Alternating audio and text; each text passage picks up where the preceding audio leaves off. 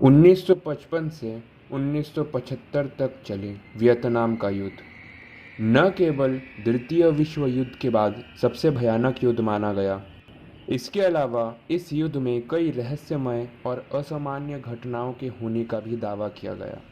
उसमें से कुछ घटनाएं परग्रही जीवों द्वारा हमला किए जाने का, तो कुछ घटनाएं असामान्य भयानक जीवों द्वारा सेनाओं के ऊपर हमले किए जाने के थे।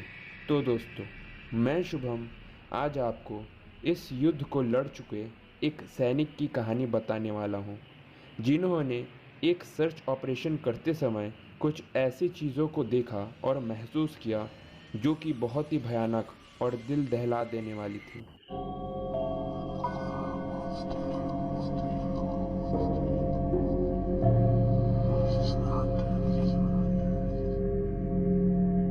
आगे की कहानी उनके नज़रिए से। मैं कभी भी मौत से नहीं डरता था, क्योंकि वह तो एक ना एक दिन सबको मरना ही पड़ता है। पर एक चीज़ जिसके बारे में सोचते ही मुझे डर से पसीना आने लगता था, वो था अंधेरी, ठंडी, छोटी टनल्स। मुझे हमेशा से ही ऐसे ही बंद जगहों से बहुत ही ज़्यादा डर लगता था, क्योंकि कोई भी यह नहीं बता सकता था कि एक टनल कितना लंबा होगा। हमें कई बार कई सौ मीटर तक घुप अंधेरे में पेट के बल घिसटते हुए जाना पड़ता था, क्योंकि यही मेरा काम था, मतलब एक टनल रैट का। अगर टनल रैट के बारे में बोलूं, तो यह वो लोग होते थे जो वियतनामी सैनिकों द्वारा बनाए गए चूची टनल्स में जाकर उनको मारते थे और फिर बम डालकर उस टनल को तबाह करते थे, ताकि उस टनल का उपयोग वियतनामी सैनिकों द्वारा अमेरिकी सैनिकों के खिलाफ ना किया जा सके। तो अब मैं बताता हूँ उस दिन के बारे में जिस दिन मेरे साथ वह घटना घटी थी। तो वह दिन भी किसी दूसरे ही दिनों की तरह एक सामान्य दिन था। तो इसी में हमारे कर्नल ने हमारी टीम के 5 मेंबर्स को सेक्टर 4 के टनल को क्लियर करने को कहा, जो कि कंबोडिया के बॉर्डर से काफ़ी नज़दीक था। तो हम वहां जाकर उस टनल में घुसने का रास्ता अलग अलग होकर ढूंढने लगे कि तभी कुछ देर बाद मेरे टीम का ही एक मेंबर एडम ने मुझे वॉकी टॉकी पर बोला कि उसे टनल में जाने का रास्ता मिल गया है। तो जब मैं वहां पहुंचा तो देखा कि एक छोटी सी तालाब के किनारे उस टनल का मुहाना था। पर वहां मुझे कुछ गड़बड़ लग रहा था, क्योंकि वहां की मिट्टी को देखकर ऐसा लग रहा था मानो उसे कई सालों से छुआ ना गया हो। मुझे काफ़ी अजीब लग रहा था, पर काम तो करना ही था। तो मैंने एडम को उस टनल की देखभाल और सिक्योरिटी कवर देने को कहकर एक टॉर्च और अपना पिस्तौल लेकर उस अंधेरे टनल में घुस गया। पहले कुछ मिनट मुझे और मेरे आँखों को उस अंधेरे में एडजस्ट होने में लग गया। फिर जाकर मैं उस टनल में टॉर्च की रोशनी से कुछ दूर तक देख पा रहा था। वहाँ का माहौल ऐसा था मानो पूरा संसार ही अंधेरे के आगोश में चला गया हो। खैर जो भी हो, बिना आवाज़ किए धीरे धीरे उस टनल में मैं आगे बढ़ता रहा। बीच बीच में मुझे मेरे दिल की आवाज़ सुनाई दे रही थी, जो कि बहुत तेज़ी से धड़क रहा था। और कुछ देर तक ऐसे ही आगे बढ़ते रहने के बाद मुझे थोड़ी बहुत हवा आने लगी थी, जिसका मतलब था कि वहाँ कहीं आसपास ही कोई चेंबर बना होगा जिसमें वियतनामी सैनिक छुपे मिल सकते थे। तो थोड़ी दूर जाते ही मुझे एक चेंबर मिला, जिसकी एंट्रेंस एक लकड़ी के पट्टे से ढकी हुई थी।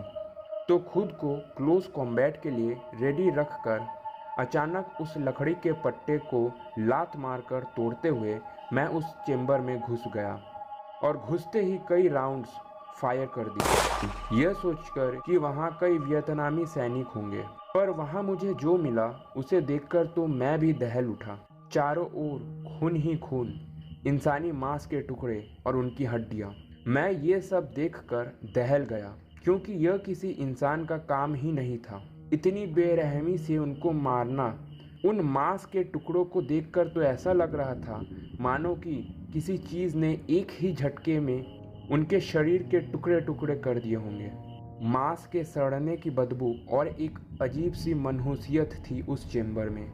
मेरा दिल ज़ोर ज़ोर से धड़क रहा था और मेरे को यह बोल रहा था कि भाग यहाँ से।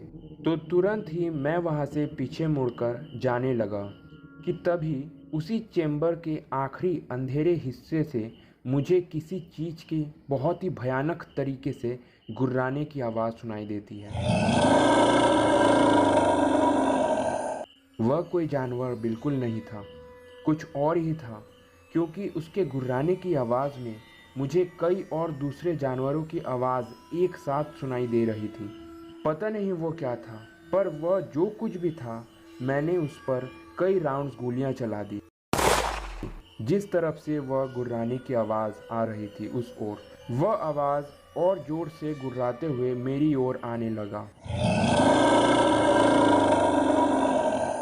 जैसे उस पर गोलियों का कोई असर ही ना हुआ हो।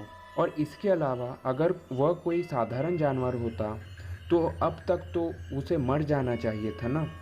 तो उसकी आवाज़ जैसे ही मेरी ओर आने लगी, मैं तेज़ी से उस टनल में घुसकर उस टनल के एंट्रेंस की ओर जाने लगता हूँ।